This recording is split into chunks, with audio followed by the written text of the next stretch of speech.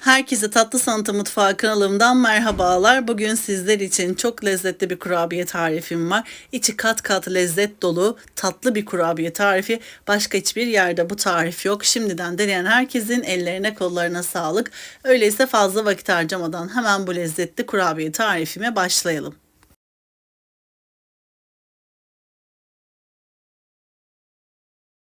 Öncelikle kurabiyemizin hamurunu yapmakla başlıyoruz. Çünkü bir kısmını buzdolabında ya da derin dondurucuda donduracağız.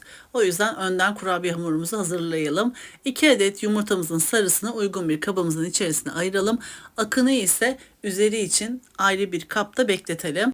Bir çay bardağı pudra şekeri ekliyorum. Dilerseniz pudra şekeri eklemeyebilirsiniz. Çünkü ben denedikten sonra bana kurabiye hamuru biraz tatlı geldi. Çünkü içerisinde de reçel olduğu için biraz tatlı oldu. Tatlı severler ekleyebilir ama tatlıyı sevmeyenler pudra şekerini hamuruna eklemeden tamamen şekersiz bir kurabiye hamuru da hazırlayabilir. Bir çimdik tuz ekledim. Bir paket yani 5 gram toz vanilya ekledim. Bir paket yani 10 gram hamur kabartma tozu ekledim. Çok az şöyle bir karıştırıyorum yumurta sarısını. Sonrasında unumu ekleyeceğim. 150 gram soğuk tereyağımızı ekliyoruz. Tart hamuru lezzetinde olduğu için tereyağımız mutlaka soğuk olmalı. Dilerseniz tereyağı yerine margarin de kullanabilirsiniz. Ama sağlık ve lezzet açısından tereyağlı yapmanızı tavsiye ederim. Bu arada bu tarif bana ait olduğu için bu şekilde farklılıklar olabiliyor. Deneyimledikten sonra sizlere de mutlaka püf noktalarını ve bilgilendirmesini yapıyorum. Ben biraz az şekerli severlerdenim. O yüzden bir çay bardağı şekeri eklemeyebilirsiniz diye bu yüzden söyledim. Denedikten sonra tadına baktıktan sonra reçelin bence tadı tam dengeli oldu. O yüzden pudra şekerini az şekerli severler eklemesin. Ama şekerli sevenler kurabiye hamuruna ekleyebilir. 2 su bardağı unumu da ekledikten sonra ele yapışmayan yumuşak bir kurabiye hamuru hazırlamak üzere hamurumu yoğuruyorum. Yakından da gördüğünüz gibi kıvamı bu şekilde olacak. Yumuşak, ele yapışmayan bir kurabiye hamuru. Vaktiniz varsa eğer yarım saat buzdolabında dinlendirebilirsiniz.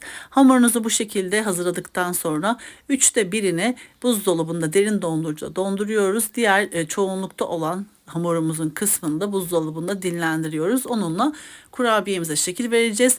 Derin dondurucuya koyduğumuz hamurumuzu ise dondurup üzerine rendeleyeceğiz. Şimdi kurabiyemizi lezzetlendirmek için farklı bir iç dolgusu yapıyoruz. Bir kenara ayırdığımız 2 adet yumurtanın akını uygun bir kabımızın içerisine dökelim. Bir paket toz vanilya ekleyelim. Yani 5 gram toz vanilya. Yarım çay bardağı toz şekeri ekleyelim. Bir çimdik tuz ekliyorum.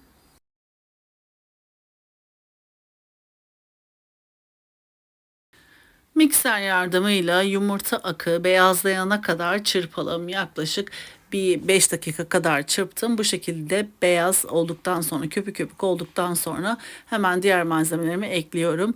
Yarım adet limonun suyunu sıkıyorum ve ekliyorum. Yarım çay bardağı nişasta ekliyorum. Yarım çay bardağı yoğurt ekliyorum. Kullanmış olduğum çay bardağı ölçüm 125 mililitredir. Ona göre belirleyebilirsiniz. Yani tahmini 60 gram ölçüsünde diyebilirim. Bu malzemelerimizi ekledikten sonra karıştırmaya devam ediyoruz. Bu karışım hem çok lezzetli hem de ekonomik bir lezzette. Cheesecake lezzetinde bir tarif. O yüzden cheesecake'te normalde labne kremalar ekleniyor ama bu şekilde de yoğurtla, yumurtayla ve nişastayla da bu karışımı elde edebilirsiniz. İnanın çok lezzetli oluyor. Kurabiye piştikten sonra yiyen herkes bu katı cheesecake lezzetine benzetti. O yüzden cheesecake severler de kurabiye ile birlikte birleşimini, dolgusunu çok beğeneceğini düşünüyorum. Şimdi ben tarifimde kurabiye hamurumu muffin kalıplarına yerleştirdim. Zararlı olmayan silikon muffin kek kalıplarının içerisine yerleştirim. İnce bir şekilde parmak uçlarımla bastırarak muffin kalıbına yapıştırdım. Bütün hepsine aynı işlemi uyguladım. Toplamda bu malzemelerden kurabiye hamuru hiç kalmayacak şekilde 12 adet kurabiyeler elde ettim. Daha fazla yapmak isterseniz malzeme ölçülerini daha fazla artırarak daha fazla sayıda kurabiyeler elde edebilirsiniz. Daha az yapmak isterseniz de tüm malzeme ölçülerini yarı olarak azaltın, daha az sayıda kurabiyeler elde edebilirsiniz. Hiçbir şekilde iç dolgusundan kalmadı, reçelli karışımdan kalmadı ve kurabiye hamurumdan hiç kalmadı. Tam bütün malzemeler 12 adet kurabiye tarifi içindir. Şimdi 380 gram ölçüsünde portakal reçeline uygun bir küçük bir tencerenin içerisine döküyorum. Bir yemek kaşığı nişasta ekleyip kısık ateşte karıştırarak pişiriyorum. Bu işlemi neden yapıyoruz? Reçeli biraz daha koyu kıvamlı yapmak için. Ama elinizde portakal reçeli yoksa portakalla da portakal kabuğunun acı suyunu aldıktan sonra portakal kabuğu ve suyu ile birlikte nişasta ölçüsünü biraz daha arttırarak çok az da şeker koyarak bu karışımı yapabilirsiniz.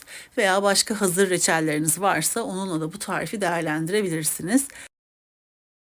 Kurabiye hamurumuzu muffin kalıplarına yerleştirdikten sonra çatal yardımıyla çok fazla kabarmaması için alt tabanında delikler oluşturalım ve hazırladığımız reçelli nişastalı karışımımızı kurabiye hamurumuzun içerisine dökelim. Mutlaka reçelli karışımımızı soğutalım. Soğuduktan sonra kurabiye hamurumuzun içerisine döküyoruz. Sonrasında hazırlamış olduğumuz kremamızı da üzerine dökeceğiz.